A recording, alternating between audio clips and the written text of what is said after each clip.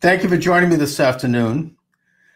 I was thinking about the Brett Kavanaugh hearings, and little remarks somehow stick out in my mind. And one of them was when Brett Kavanaugh, in discussing his his condition during his high school years, 35 years ago, mentioned the influence of several movies that were popular back then, Animal House among them, and several others in the popular culture. High Times at Ridgemont High. There were a couple of other movies that, when you look at these movies, they popularized and promoted teen sex and teen drunkenness and teen parties as being somehow funny and glorious and amusing.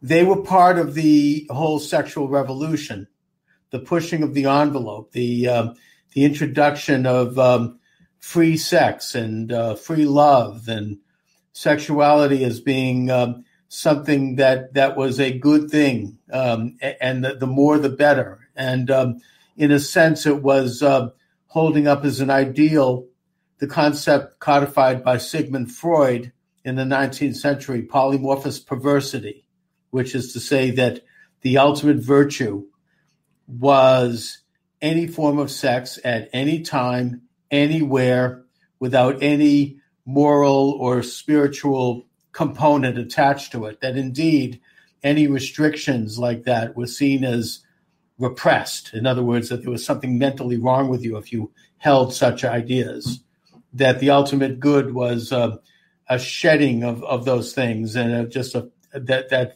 expression and pleasure was the ultimate purpose in life. The will to pleasure is a very basic principle of Freudian psychology.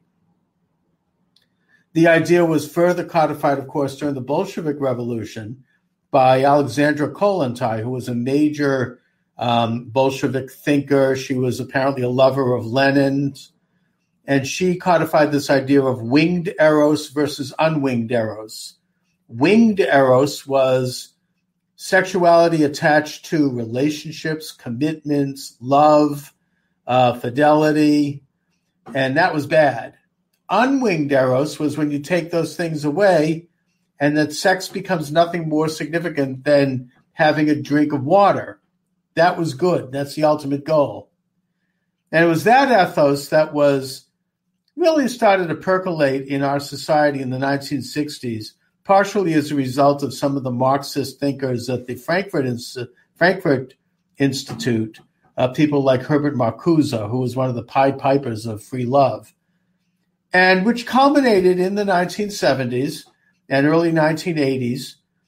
And people like Brett Kavanaugh and Bill Clinton, these people were products of this. They were influenced by it. It was in the atmosphere.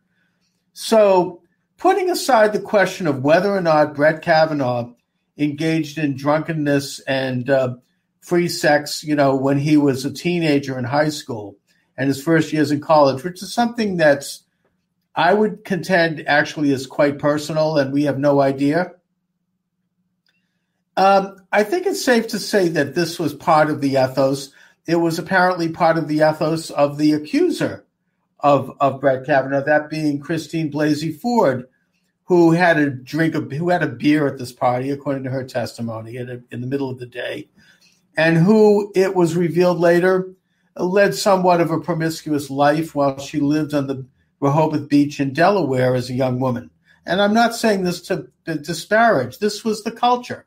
This was what Bill Clinton was doing back then, when he was in college, probably when he was in high school.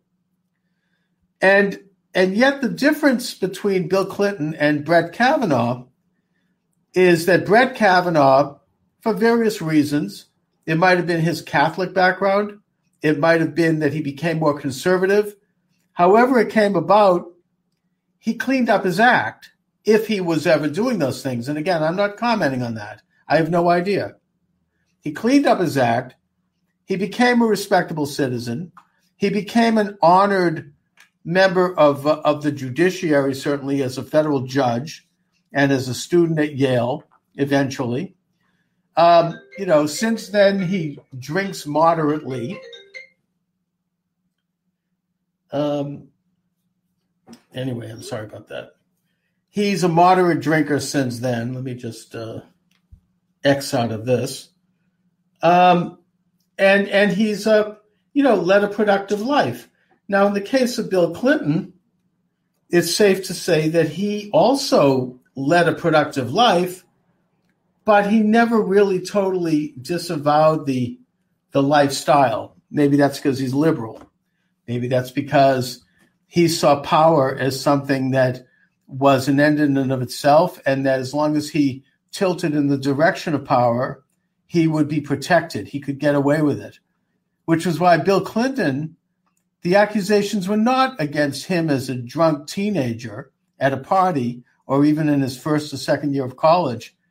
His accusations came when he was governor of Arkansas, and he was accused of brutal rape by Juanita Broderick, and even in the White House, by Kathleen Willey, who he apparently sexually mauled in the Oval Office, and Paula Jones. That was while he was governor of Arkansas. Not to mention Monica Lewinsky, she wasn't a minor. I guess Hillary tells us she was an adult, so apparently it's okay. But, it was an extremely unbalanced relationship that is a classic definition of sexual harassment. When he was messing around with her in the Oval Office.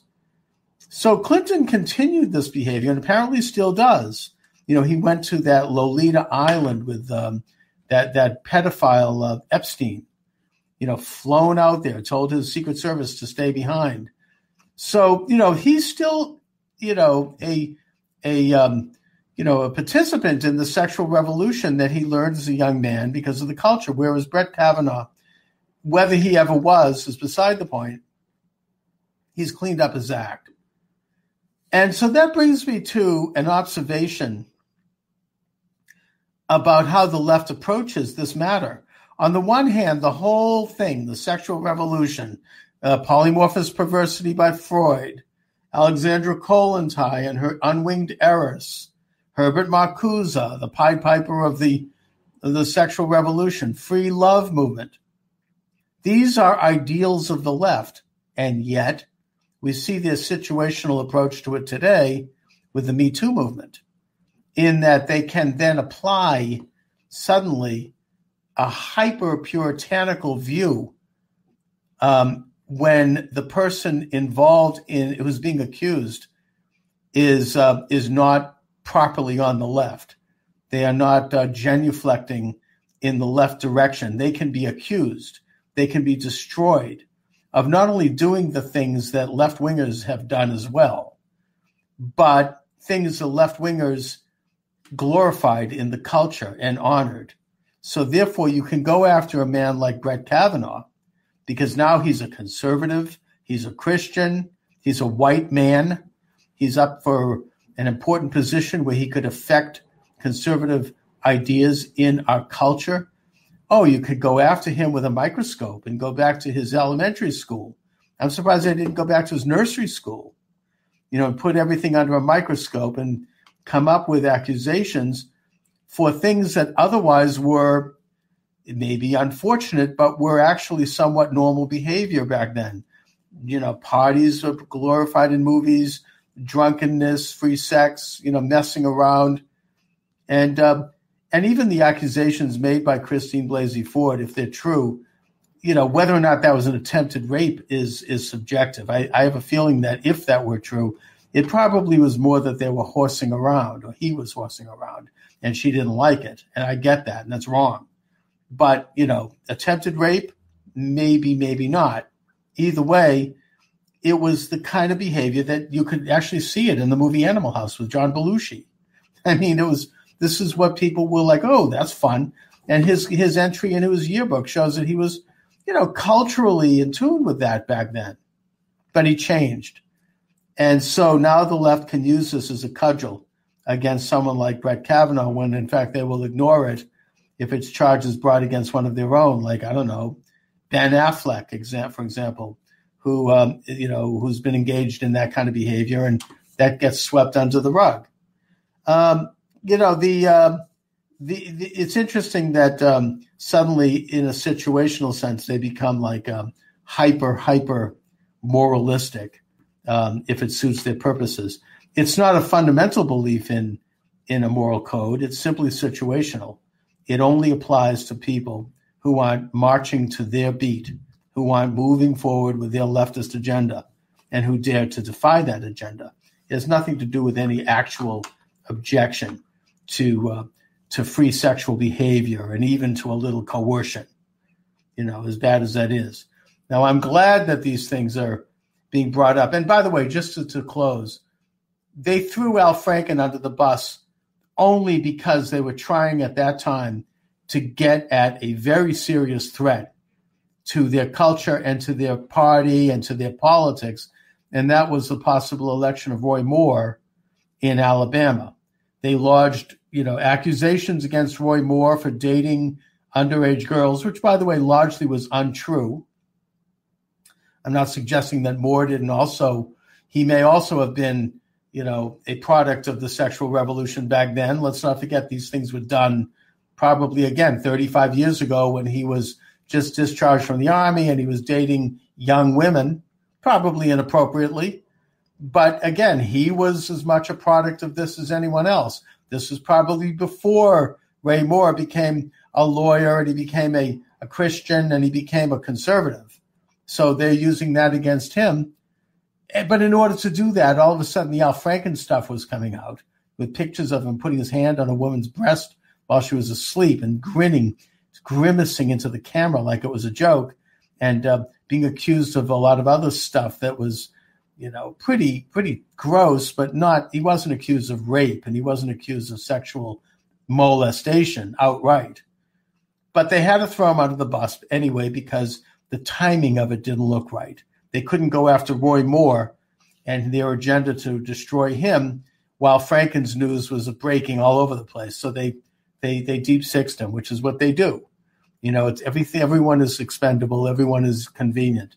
So now here we have today Brett Kavanaugh able to enter, thank God, the U.S. Supreme Court and bring a balance to the court, perhaps for the next 30 years, that I support and that had everything to do with why these charges were brought against him.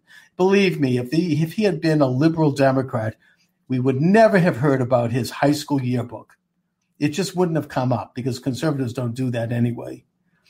But we still have the lingering Hillary Clinton scandal when she gets up on television and is asked by, of all people, Rachel Maddow, in a moment of honesty, what about the accusations against Clinton where Hillary said, oh, those are false. Why are they false, huh? I mean, this was when he was governor and president, and those are false.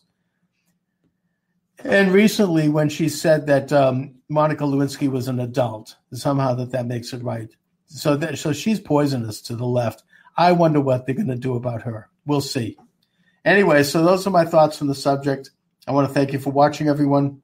Have a good